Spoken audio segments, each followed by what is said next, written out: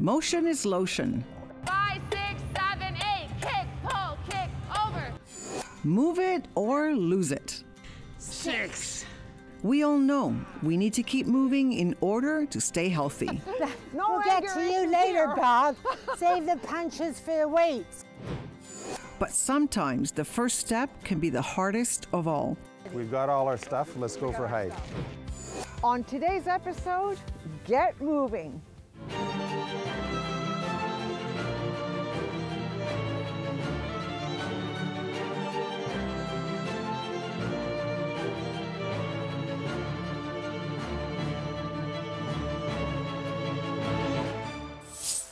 It's long been proven that health and fitness are joined at the hip. And for us Zoomers, every little bit counts. Even a short walk with the dog or a little bit of light gardening can have immense benefits on the wellness of our bodies and our spirits. Research shows that exercise helps prevent and improve a number of health problems, including high blood pressure, diabetes, and arthritis. It also has psychological benefits. Exercise can help improve mood and reduce anxiety. So what can we do to add a bit more motion into our day-to-day lives? Well, I thought to ask a group of Zoomers who are doing their best to stay healthy, and they call themselves Free and Fun Fitness. Oh, I see one hand and then two hands. Yes. Oh, geez. Oh, yes. I've been doing it wrong. Well, Lynn and I, we met and got together, of course, and one of our things about getting together was we both enjoyed fitness. When COVID started, of course, we decided to do our own thing, so we contacted a bunch of folks that we knew from our fitness group at the community center, and we've been outdoors every Tuesday and Thursday for the last 2 years, enjoying our fitness. 5, 4, 3. Everybody says you have to stay fit because it's good for your mental state, it's good for aging. So tell me your philosophy on fitness as you age. Well, I don't think of ever aging. That's why we call it free and fun fitness. I think age is just a number. So for me, being active makes me feel young. Forward, back. Forward, back. We'll get to you later, Bob. Save the punches for the weights. I met Lynn through the exercise class, and so she said, oh, we'll do it outside because of COVID. So we came out here, and we have been doing this for well over 2 years now. And here we go, folks, down to 2 more. Stop. Come up slowly. True's husband David joins from time to time, and he's invited me to their home to talk about his true passion, which rolls on 2 wheels. That's me in the helmet. Those days, nobody smokes. It absolutely. But you know, that's 45. Yeah. Being 45, so that's almost half of my lifetime ago. It started 45 years ago, so I was in my late 40s. And it's one of those things that once you get onto it, somehow or other it has a way of continuing.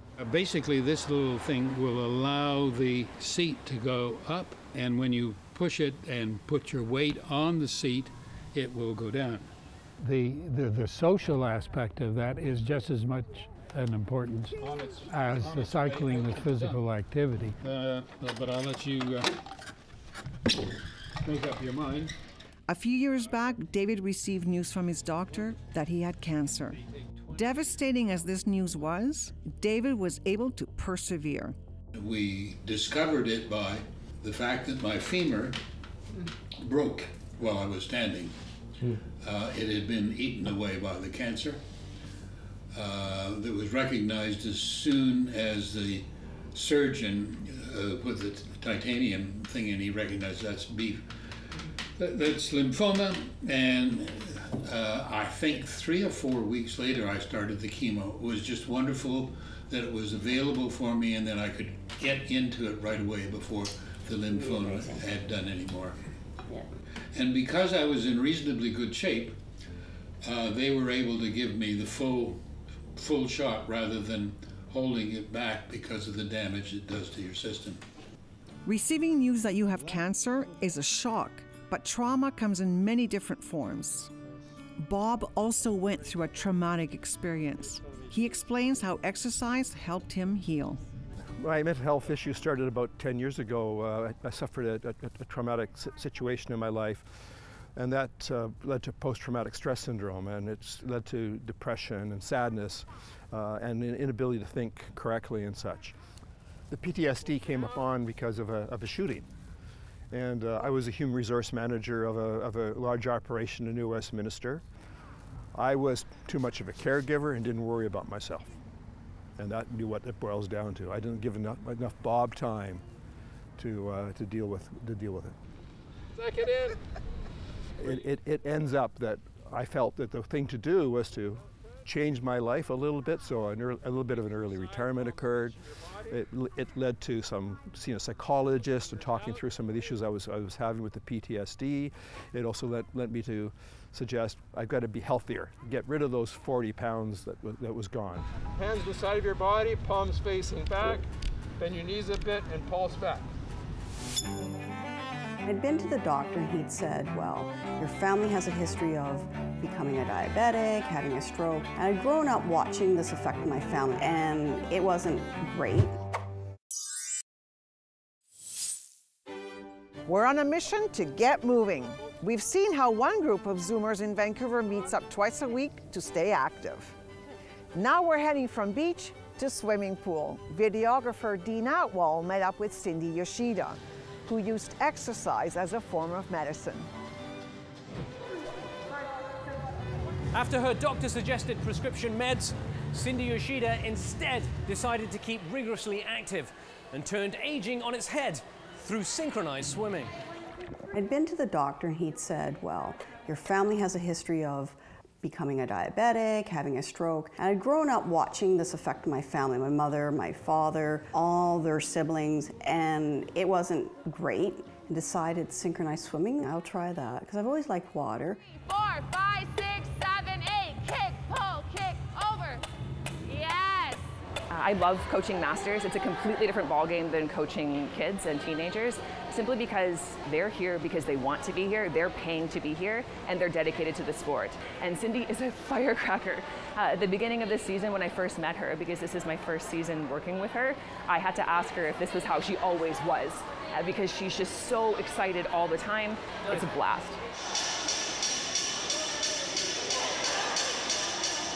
The first time I went to BC Summer Games, she asked me, oh, would I like to try it? And I was quite naive about this. I thought, oh, okay, sure. So I went along with it. And the first time I went, I think I placed 5th overall, which I thought, well, that's pretty good. But I thought, well, if I came back again, if I try a bit more, maybe I can go higher, maybe I could do more. And so I came back as a double gold medalist. This is a little collection of some hardware. It's not the whole collection, but a good portion. So, you know, the local provincial meet. This was what's the Canadian National Masters meet. This was the UANA International, so North and South American together.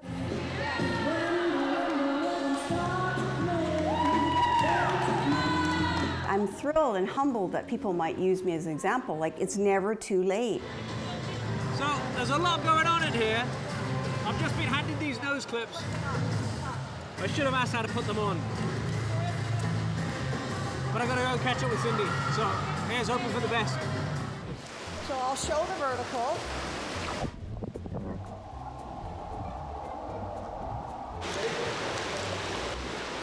All right. All right, your turn.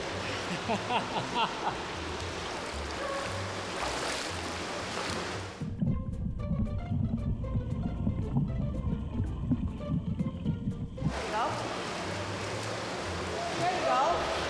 You were close to it that time. A lot tougher than you could imagine.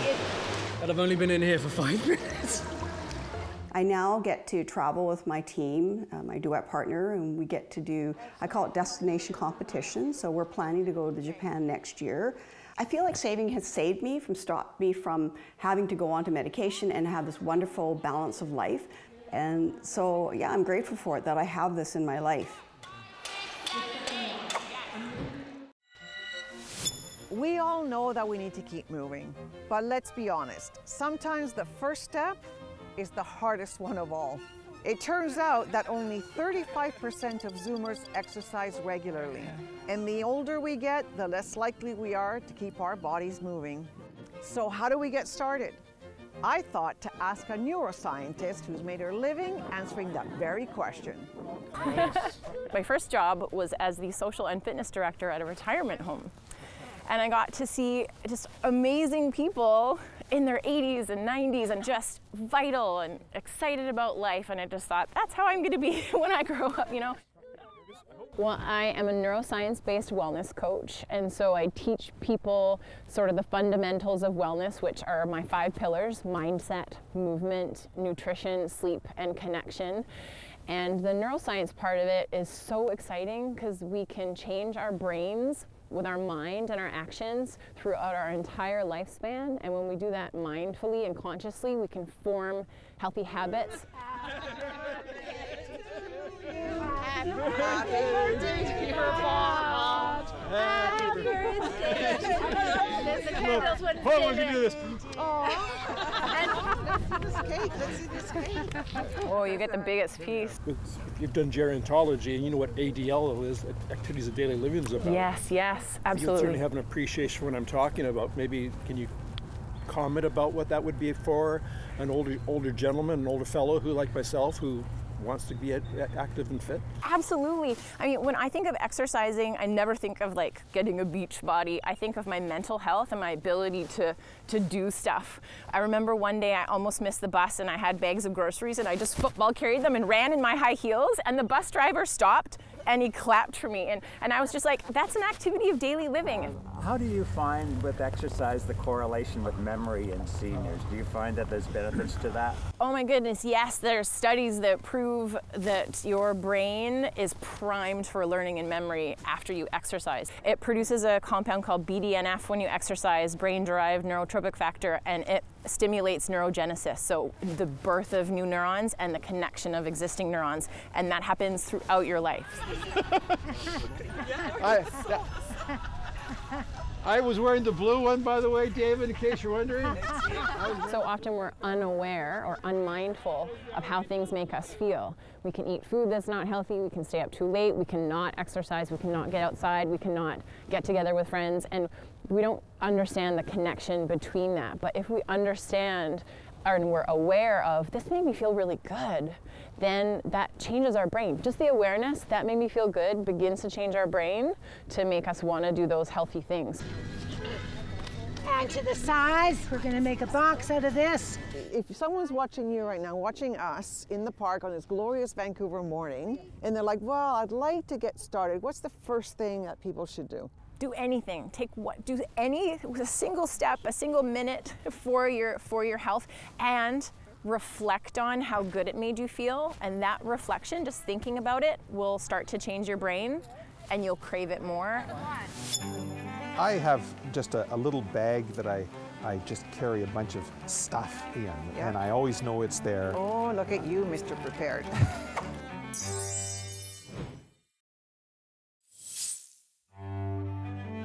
There's no better place to get exercise than the great outdoors. But Canada is big and it's wild. The backcountry can be a dangerous place. In Metro Vancouver, one group of volunteers has dedicated themselves to educating and helping hikers, the North Shore Rescue.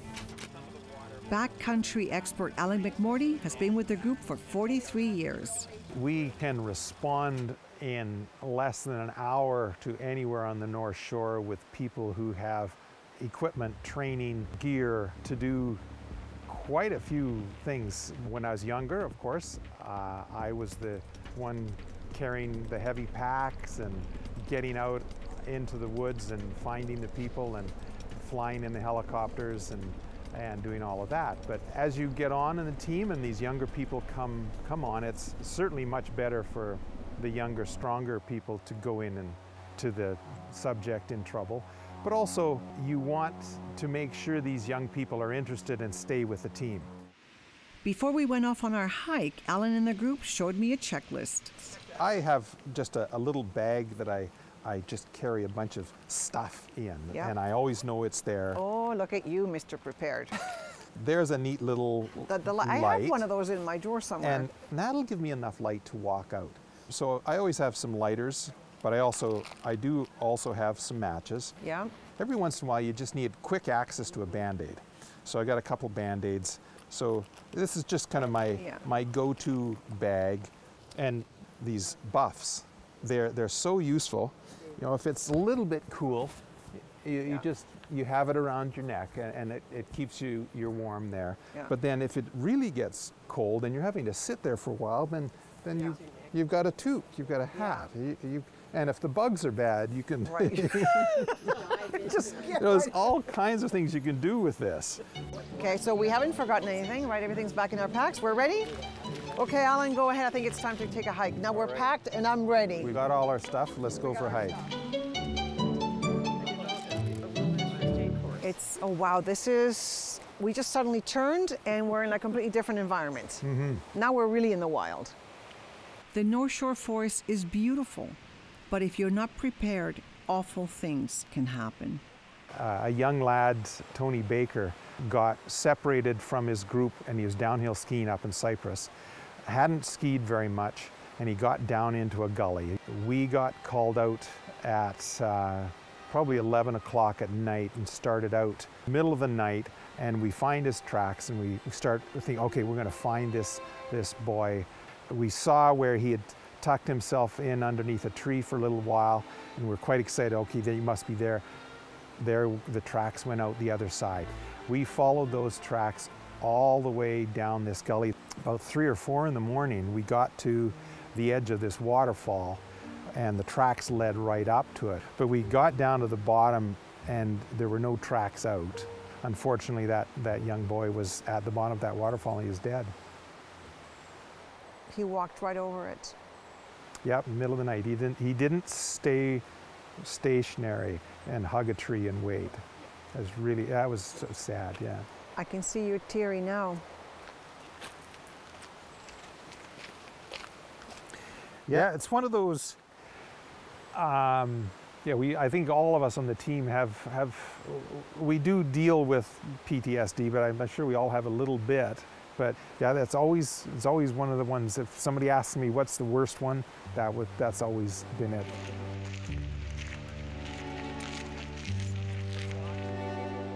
Yeah, you have to have your eyes open. I just love it.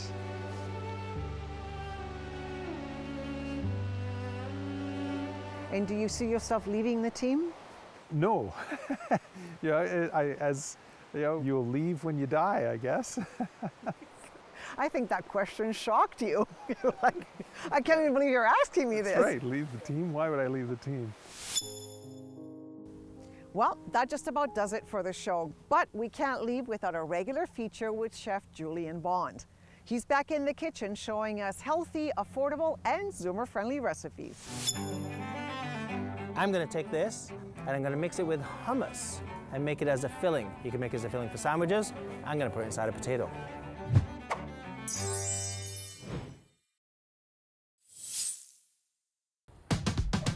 Hi, I'm Chef Julian Bond. Come with me while I show you a few shopping hacks to save some money.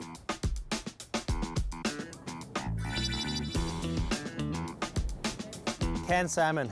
There's so many to choose from. So how do you pick the right one versus the wrong one? My advice is look for something that's made in BC, something that's local, something that only has basically sockeye salmon and salt as the ingredients. I'm gonna take this and I'm gonna mix it with hummus and make it as a filling. You can make it as a filling for sandwiches. I'm gonna put it inside a potato. There's nothing simpler in life than a potato. Here's a little tip for you. If you do boil a potato, make sure you boil it with the skins on. The skins is where all the nutrients are hiding. Eat the skin, but if you must peel it after it's cooked, and it's amazing value for your money.